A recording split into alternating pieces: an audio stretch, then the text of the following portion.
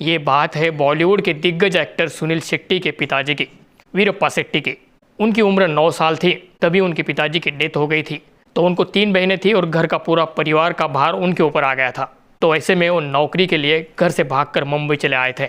वहाँ पर वो साउथ इंडियन रेस्टोरेंट के मालिक से मिले और उन्होंने उनसे काम मांगा। रेस्टोरेंट के मालिक ने उनकी ईमानदारी को देखते परखते हुए उनको काम पर रख लिया। पहला काम उनको टेबल साफ करने का दिया। तो उनकी उम्र कम थी, उसके हिसाब से उनको टेबल के 3 राउंड लगाने पड़ते थे, 4 राउंड लगाने पड़ते थे, तब जाके वो टेबल क्लीन होती थी। ऐसे करते करते उनकी जर्नी की शुरुआत तो हो गई, लेकिन उनका प्रमोशन भी होते रहा।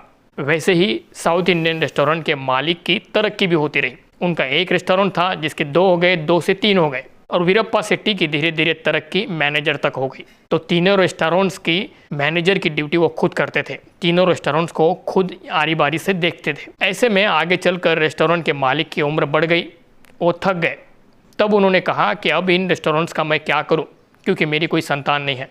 तो अगर तुम खरीदना चाहते हो तो देख लो। तो जैसे तैसे करके वीरप्पा शेट्टी ने पैसों का इंतजाम किया और उन तीनों रेस्टोरेंट्स को खरीद लिया। कहने का मतलब यह है कि अगर आप पूरी ईमानदारी से मेहनत करो, सच्चाई से, सच्ची लगन से अगर आप काम करोगे तो आपको इसका फल ज़रूर मिलेगा। तो ऐसे ही सुनील शेट्टी ने जब बॉलीवुड में अपना पहला कदम रखने की कोशिश की, शुरुआत करने की कोशिश की, तो उनको भी कई सारी दिक्कतों का सामना करना पड़ा था।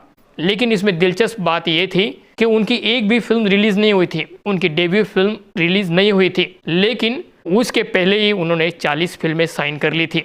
तो भला ये कैसे हुआ? तो ये जानने के लिए आप इस वीडियो में देख सकते हो। तब तक के लिए आप इसको लाइक करो, शेयर करो, सब्सक्राइब करो। Thank you.